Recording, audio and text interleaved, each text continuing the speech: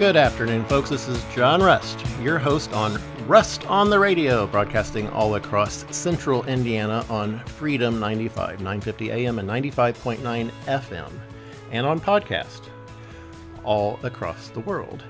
Here in the studio today, I am with Justin and George. Welcome, Justin. Great to be here. How was your week? Been great, and just enjoying the great week and the nice weather, and especially just... Well, it's not raining today, at least. Unfortunately, it looks like it's going to rain. As a farmer, we are behind the eight ball, folks, on farming in Indiana right now because we've had so much rain. We're just getting the crops in just barely, The saying, I'm sorry, Aiden Marietta joins us as well. That's all good. Thank you. I'm sorry. Great. That's all right. So back on farming, there is a lot of rain, and it's really hard to get the crops in. Some stuff is up. There's this expression, knee-high by the 4th of July for corn.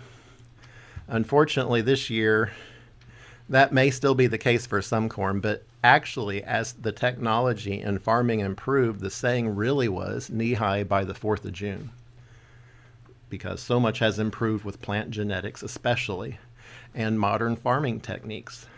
That's why we need fewer acres today to farm more corn and soybeans that have ever been produced in history. Farmers are doing a fantastic job at producing an abundant crop that keeps us all fed. So once again, no farmers, no food. Thank you to all the corn farmers, to all the soybean farmers, to the egg farmers. I'll raise my hand. Pork farmers, we all love bacon. Oh my gosh, bacon's wonderful. One of my favorites. But the weather is not been great for planting this year. It's been really wet, especially in southern Indiana. But so on point, there's been some just horrible news this week with what's going on out in Los Angeles, and it's spreading across the country. I want to talk about the violent riots going on, and in particular, the Mexican flag. The Mexican flag being flown as a flag of a conquering nation over the streets of Los Angeles is absolutely wrong. No, that is not a protest. That is a flag of a conquering nation. That's what the Democratic Party stands for today, folks. They have lost their minds. They want the American flag replaced with the Mexican flag. Pure and simple. They are doing it today in Los Angeles. Yeah. Look at the pictures. Go on Twitter. Just Google it. You will see Mexican flag after Mexican flag. And that's a conquering nation flag. That is United States territory. That is not Mexico. If you want to fly the Mexican flag, fly it in Mexico. This is America. Stars and stripes.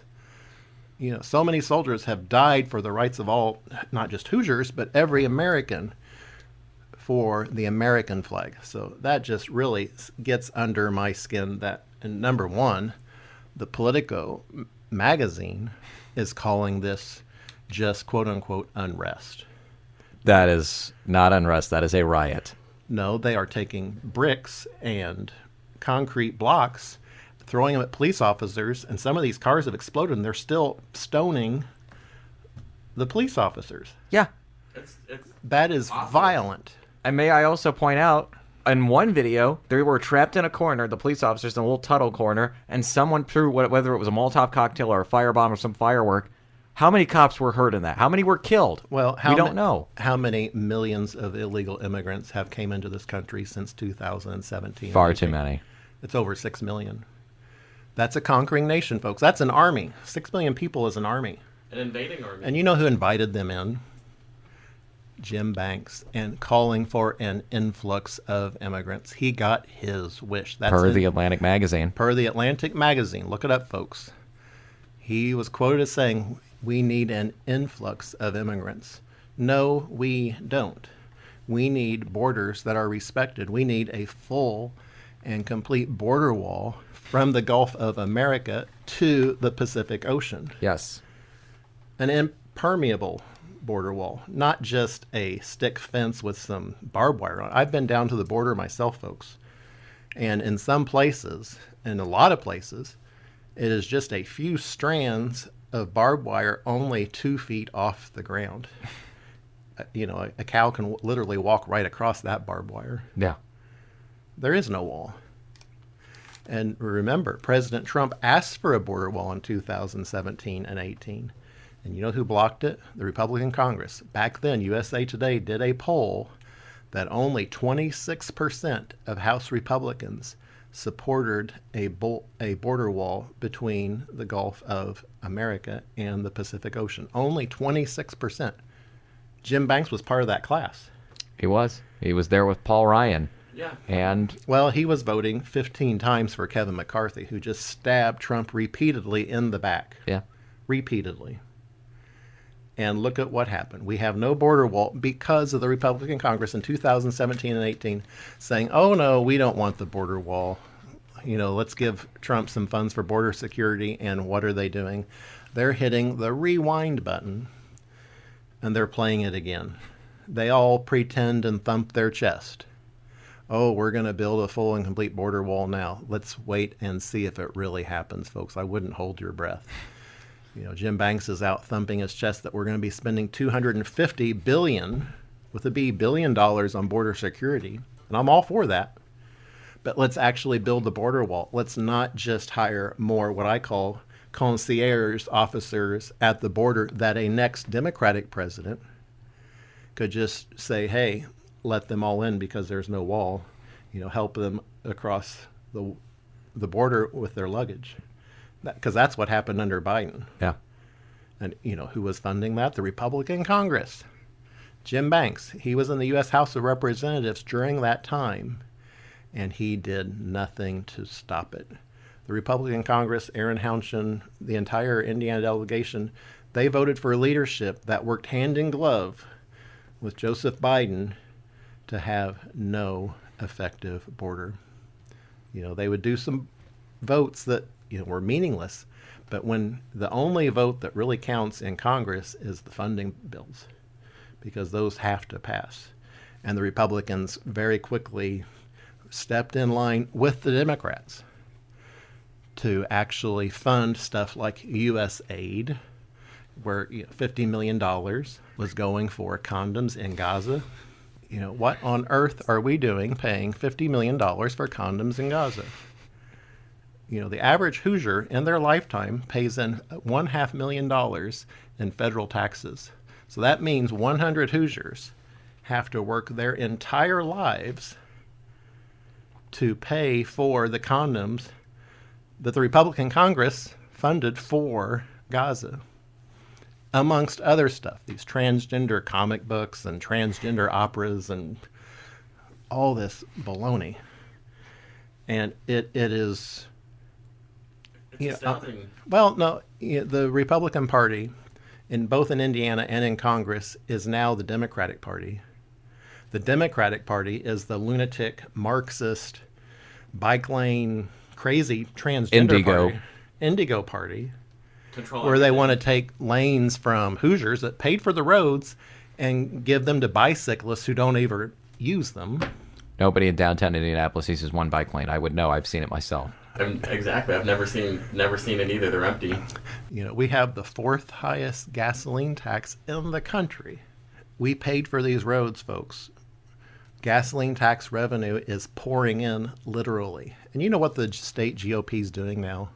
Part of SB 1 is authorizing Governor Braun to toll every single interstate, including 465, in the state of Indiana, to make them toll roads. So when you're going to work or visiting grandma on the weekend with your kids, you're going to have to pay a toll. That is absolutely wrong. I am fighting that. That's why I'm doing this show. That's why I'm not going to keep quiet on this. We cannot allow that to happen. I'm hoping to shame the state GOP into not actually implementing the toll roads. Unfortunately, I think they will, but hopefully, if we get some groundswell of people saying, hey, enough is enough, let's stop it. Let's have some common sense in Indiana again. Let's have some fiscal conservatism again in the state of Indiana. Why has the GOP in Indiana folded and became the Democratic Party? Well, it starts back to about 20 years ago when the Democratic Party used to control the state, and then it switched to Republicans. And what happened is all these Democrats went into the Republican Party to keep their office. And now they have all these laws in place to keep people like me from even running in the Republican primary. They threw me off the ballot. I had more ballot petition signatures from regular Hoosiers than any other candidate, thousands more than anyone else running for the Senate. And they threw me off the ballot because they don't want true conservatives to be able to run. They only want people that are under state party control. Jamie Rittenauer, she had a tweet out. She's trying to run for Secretary of State, I believe. I think she announced a exploratory committee. She did, something like to that effect. She ran for governor back in 24. And this is eye-opening, folks. Listen to this. For her to run for Secretary of State, she has to pay, and it's unclear whether it's to the state or to the state GOP, 10% of the salary she would be earning as Secretary of State as a entrance fee to even be able to run. It's pay to play. That's a poll tax, pure and simple. And I would just point out, I don't know how accurate this comparison would be, but poll taxes were used in the South back during the Jim Crow era to keep African Americans from voting and to keep certain people from running for office. They were used to keep African Americans from voting back then, and today they are used to keep people like me from even running for political office. And it is wrong, and I will say as a young conservative, it is wrong what they did to you, and shame on, I will say this unapologetically, shame on the state GOP for doing that. They're wrong. Well, we say the word state GOP, but it's really the state government party. They are not conservatives. We have to make the Republican Party conservative again. Indiana's a red state. Folks, we're out of time. John Rust on the Radio. Stay tuned. We'll be right back.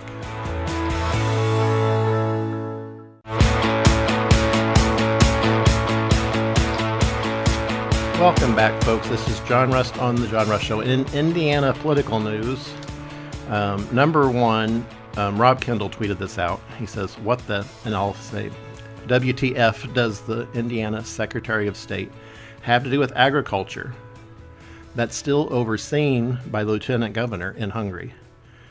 Diego Morales, our Secretary of State, is out running around Hungary. What on earth is going on? Why isn't he here trying to enforce fair elections here? Of course he's not. He's part of the, cabal that just is against regular Hoosiers from running. He's the one that said, no, John Rust, you cannot run for U.S. Senate because only the political insiders get to choose who the Indiana U.S. Senator is, not regular Hoosiers.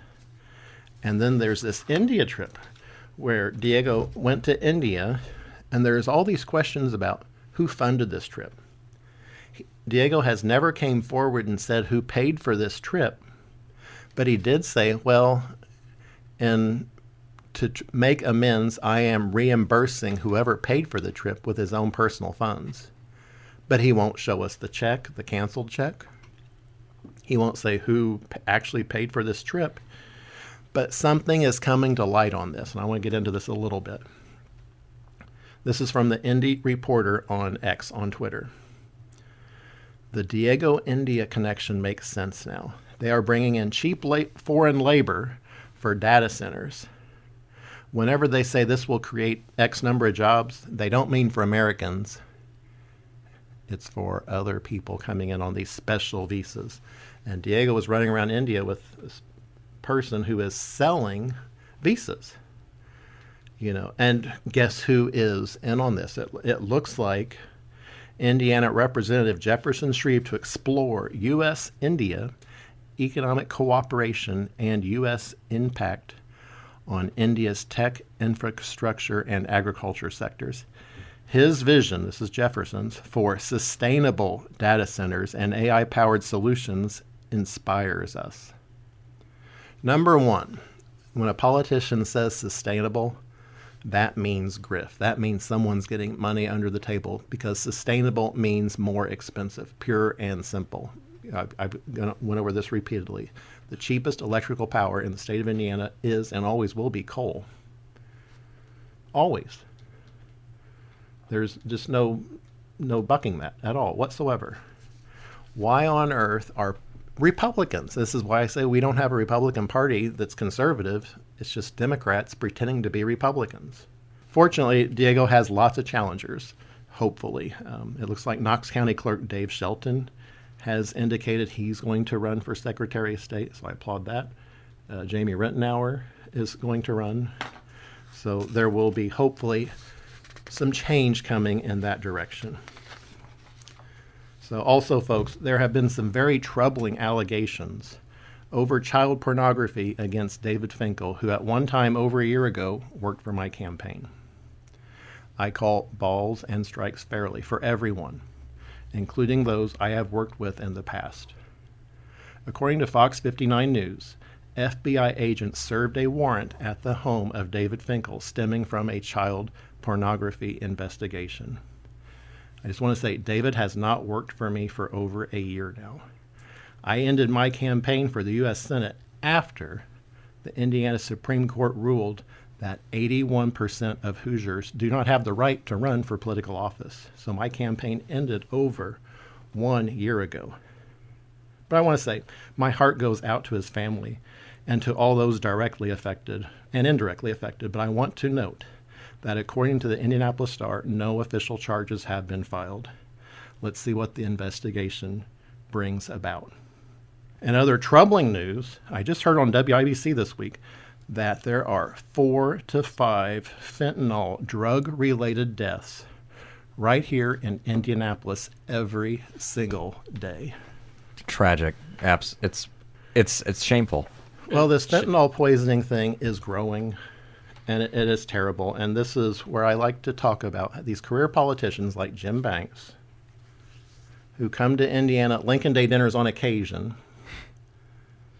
and thump their chest how evil fentanyl is. And then they go back to D.C. and they vote exactly the opposite. Both Jim Banks and Todd Young voted for the First Step Act, which today is releasing fentanyl dealers from prison early. It's insanity, and that's what happens when you're soft on crime. People like that get out of jail free. Well, to lose a child, to a fentanyl overdose is something so horrific. I can't even describe it. It's beyond horrible. It's a tragedy. It's a human tragedy. This issue keeps coming up because fentanyl dealers are being released from prison early. And pure and simple, it's the First Step Act. Jim Banks and Todd Young voted for that act. Yes. Jim Banks refuses to live in the state of Indiana. He moved to Virginia as soon as he could when he was elected to Congress. He now lives in a $1 million home in Virginia. Right, in the Commonwealth. He's not a Hoosier. What is a Virginian? What do you call it? They're called Virginians. Virginians, yeah. Okay. So Virginia Jim voted for the First Step Act. I will say one thing for Todd Young. He voted for that bill, absolutely, but he also lives in the state of Indiana. I've seen him before. Never had an issue with him personally, and I will say he does live in this state. I can confirm that. So good on him. And so you can run into him at the grocery store, perhaps. Yeah. Yeah. And say, hey, why on earth is the First Step Act still in law? Why aren't we changing that? Yes. Admit that it was wrong. Admit that it needs change so that fentanyl dealers don't get out of prison early. But you can't say that to Jim Banks because he's not here. No. The only time you will ever see Jim Banks in the state of Indiana is when he is collecting a check. Yeah. From That's all he either cares about. from a donor or from a party bigwig at a Lincoln Day dinner, and he rarely goes to those even. His staff usually does the dirty work for him. I would know. Well, he's too busy collecting checks from various lobbyists in D.C. Guess who one of his donors are? It's BlackRock. Of course. That doesn't surprise me. And look at what the BlackRock agenda is. The BlackRock agenda, folks, is part of that agenda that wanted the First Step Act. ESG and DEI, they're the originators of it. It's all this liberal stuff. Indiana is a red state. We are a ruby red state. Why do we have all these liberal Democrats pretending to be conservatives when they're here in Indiana thumping their chest at Lincoln Day dinners or when they do show up? But they always vote exactly the opposite in D.C. And you don't hear about that, folks. Other than Rob Kendall, bless his heart, he always is pushing this hard. Kendall and Casey show is excellent for this. They're great. They're awesome. fantastic. Just some statistics about fentanyl in Indiana that Jim Banks obviously doesn't give two hoots about. No. In 2021, over 70% of drug overdose deaths in the state of Indiana were caused by fentanyl. In one reporting period, 74% of suspected overdose deaths in Marion County, here in Indianapolis, had fentanyl detected in their toxicology report. That says it all. We are facing a wave of fentanyl deaths after Jim Banks and Todd Young voted for this awful law that allows criminals to escape their punishment. Ronald Reagan very clearly said, if you do the crime, you have to do the time. Yeah, he was right. It's unfortunately, Jim Banks wants fentanyl dealers to be eligible to be released from prison early. Why would you want to do that? To curry favor with the liberal Atlantic magazine? Probably. Either that or for votes. Who knows? Or both. How many Hoosiers have died because of that awful law? How many will die in the future? This law needs to be changed now. Jim Banks, Todd Young, tie this up now. Stop it. You voted for it. We have the Republican majority, allegedly. It can be. We should repeal it. I don't think we should fix it. In we the should House, repeal it. Senate, and we have the presidency. Let's absolutely repeal the First Step Act and let's make crime Let's protect not pay lives. again. Right now, crime pays because people like Jim Banks are letting people off the hook early. It should not pay. We need to make it very clear that crime doesn't pay, and we need to throw these people behind bars. Yeah. Where they are supposed to be. And protect innocent lives. Well, guess what, folks? Over 250,000 Americans have died from fentanyl poisoning since that law that both Jim Banks and Todd Young voted for passed. Folks, it is a sad day in Indiana when we have to have these people serving as our senators. No, absolutely not. Folks, when we come back, we'll get right back into this. This is John Rust on The John Rust Show.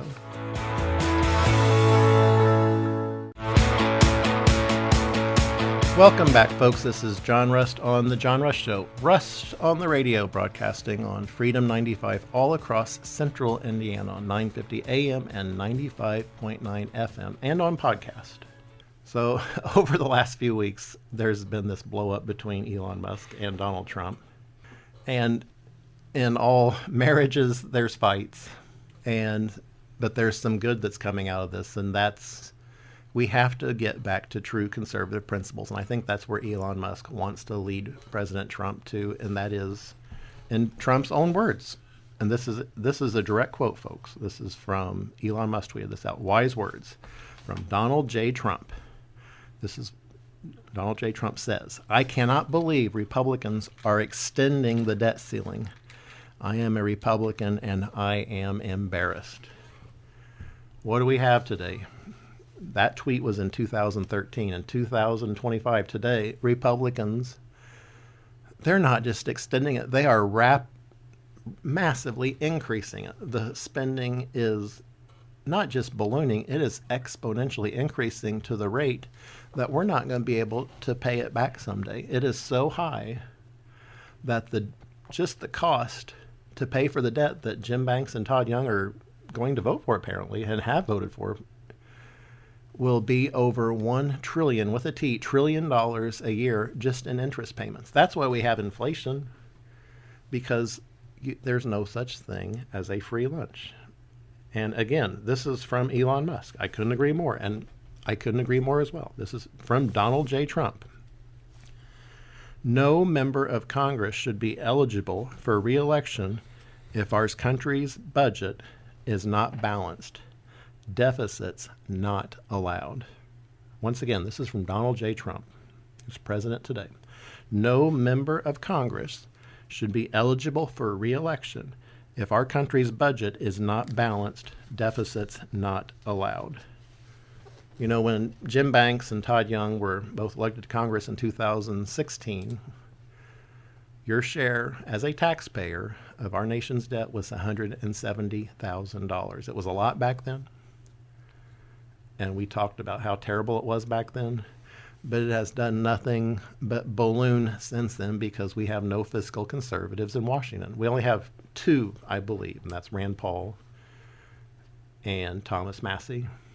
Others talk about it a lot, but in the end, they vote for it. Although Warren David said, I'll give him credit. And Warren Ohio, Davidson voted against it. Ohio, So he we have voted against it. He's one of Massey's closest allies. So of the Republicans in Congress, folks, we have 3. There are only 3 conservatives. Everyone else is a Democrat or a rhino or a Democrat pretending to be a Republican, like Todd Young and Jim Banks. And ugh. And like I said, the Democratic Party, they went off the deep end. There's no hope for them. Sorry. But we have to have conservatism. And what does the Senate Republicans tweet out about this past week? They have this stupid, I can't say what I want to say, stupid tweet about with Senate Majority Leader John Thune on it. It says, almost Friday. Like he worked at a job for 5 days and he wanted to go get a 6-pack and relax for the weekend. John Thune is Senate Majority Leader, and what have they done since the Senate has went into session this year?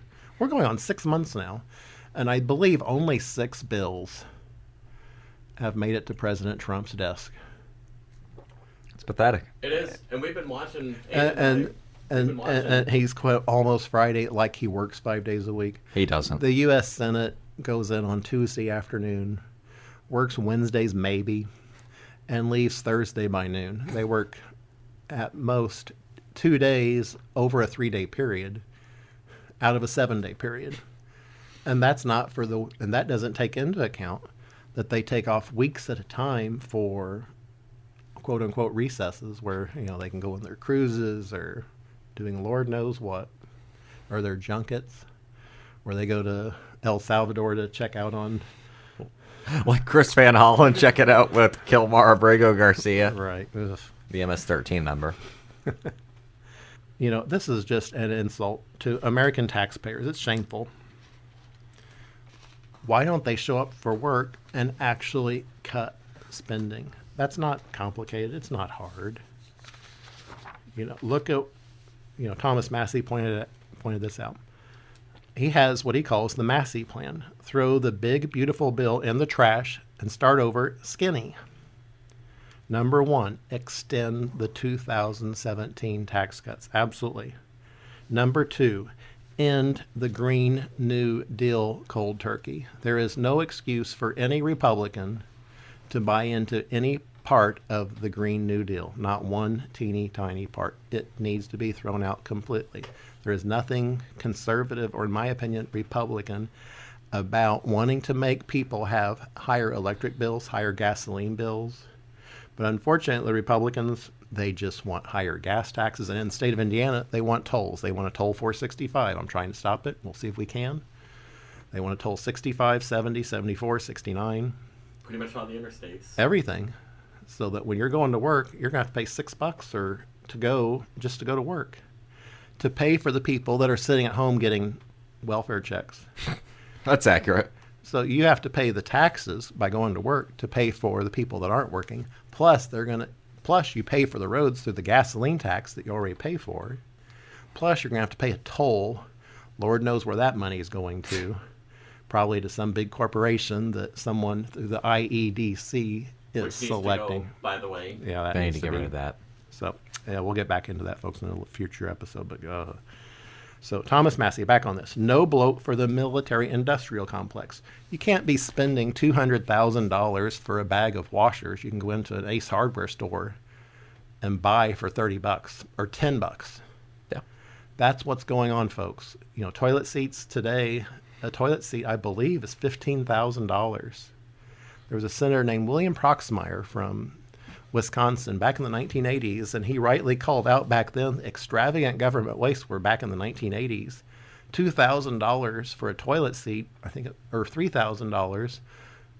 He called that out as extravagant spending. Today, $3,000. That buy you a value meal at McDonald's anymore with what the dollar's doing. But they're $15,000 today. There's no oversight. There's no fiscal responsibility. Yes, we need a lethal military to kill terrorists and any evildoers. That doesn't mean you just throw money onto the fire and burn it. And that's what we're doing today. Number 4 on Massey's plan, no SALT. That means no state and local taxes being exempted from federal income tax. Why on earth should Indiana be subsidizing taxpayers in New York State and California? Look what's going on in those states. Look at what's happening, with how they are doing a horrible job on forest management for the forest fires in Los Angeles, and they blame climate change when they're not doing their proper forest maintenance. No, let them pay their own ticket. It's a Hoosier value to pay your own way. To go to work, you want to buy a house, have the American flag out front with the white picket fence out by the road, and have a tomato garden or some roses, and live the American dream. But these career politicians are destroying that dream. They are destroying it, one in Indiana, by these exorbitant and now they're going up so much for your property tax every year that a lot of people are getting pushed out of their houses that they already paid for. That's absolutely wrong. In my opinion, your house is your castle. The government should keep their hands off of it. Absolutely. Yes. Let Hoosiers enjoy their homes. We live in such a beautiful state. Why is it being destroyed? Exactly. By these people that, want nothing but these giant buildings for Eli Lilly and taking away all the farmland, and we have to protect our farmland. Let the free market work that out. Don't let the government pick winners and losers. That's why I'm a conservative. I'm a Margaret Thatcher conservative. She was Prime Minister of Britain for over 12 years. She was rock solid conservative. She balanced the budget in Britain for 12 years. Can't say that about conservatives, quote unquote conservatives, because they are not conservatives. They are so unconservative. They are liberals. So back to Thomas Massey's plan. I'm sorry, I'm going on to this. He calls for, and I agree, a full and complete border wall from the Gulf of America to the Pacific Ocean. Again, only 26% of Republicans in 2017 and 18 supported a border wall. Jim Banks and everyone voted for leadership that blocked President Trump's border wall. They always held it out as a carrot in front of President Trump, saying, well, we'll do it next term or after the midterms. Then after the midterms, the Democrats win. And that's what their plan is now. I sincerely believe this, and this is not me just saying this. The Republicans absolutely want the Democrats to regain the majority in the House and the Senate in 2028. And isn't that sad? After all the money we've all put into the Republican Party to get the majority, and what are they doing with it? They are sitting there doing nothing. Only 6 bills have been sent to President Trump so far this term. That's inexcusable. Look at everything that we have all worked so hard for, and to celebrate it with a Republican presidency, a Republican Congress, a Republican Senate, where we should be passing bills every day to enact every one of the Doge cuts. Elon Musk saved over $500 billion, with a B, billion dollars just in 3 months. He was on track, in my opinion, to save $2 trillion this year. That would have been enough savings, folks, so that we would not have to extend the debt ceiling. We would not have to go into debt one further penny. Instead, Republicans in Congress they're talking about maybe possibly doing $9 billion in cuts. That's 0.018% of what Elon Musk has found just in 3 months, let alone speak of what he was on track to finding of the $2 trillion. The reason he got stopped, in my opinion, is because he was getting ready to identify all this massive government waste and where this money was going to these organizations that these congressmen and senators, their wives and spouses, work for. It is absolutely wrong. The Republican Congress, other than Thomas Massey, Warren Davidson, Rand Paul,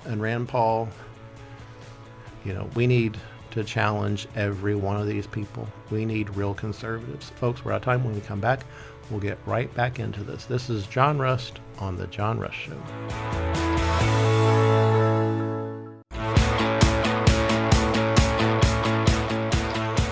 Welcome back, folks. This is John Rust on the Radio, Freedom 95, broadcasting all across central Indiana on 950 AM and 95.9 FM, right here on your radio dial.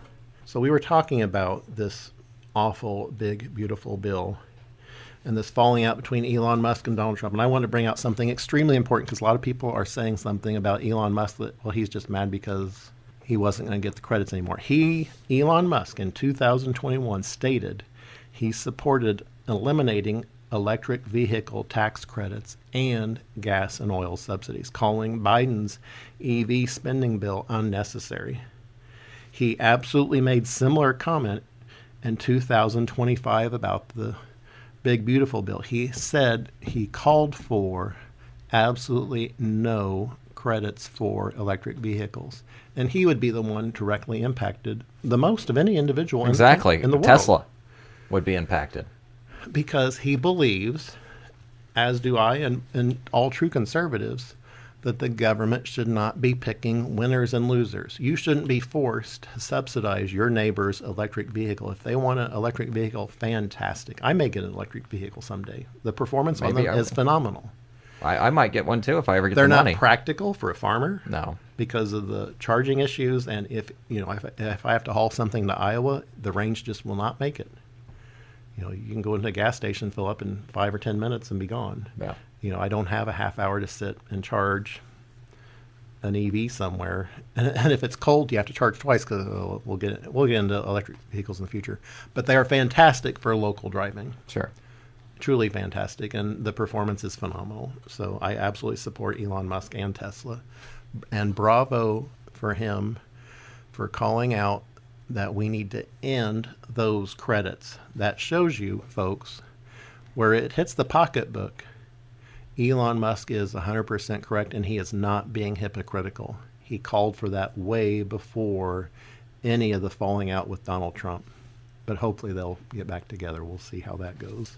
But, Elon Musk, he's someone of character. And another person on that, and it relates to Indiana, is Ron DeSantis, and how Ron DeSantis is fighting in Florida to eliminate property taxes entirely. Not just a credit, but he has a plan that he is working on, and we need to do the same thing here in Indiana to eliminate property taxes. Exactly. Definitely, and he spoke at a press conference a couple days ago where he talked about how it could be done, and he explained fiscally how with the state of Florida's budget how that could be accomplished, and then he gave the numbers, and he basically asked the Florida legislature to get it done. That's the big deal I have with all this quote-unquote, the billions and billions and billions of dollars, for instance, that goes for the quote-unquote homeless problem in California. It doesn't actually go for all it does is it increases it because they're in it for the grift. They're in it for the money, for the bureaucracy to oversee the homeless camps and populations. They're not in it to stop homelessness. They make money off of it. Their salary is dependent on homeless people existing.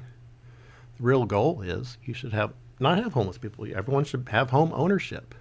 Unfortunately, here in Indiana, with what property taxes are doing, and only increasing, the assessments are going up way, way, way more than the rate of inflation. It is astronomical how much people's property, and they don't realize it until they get the bill, and they're like, holy crap, what's going on?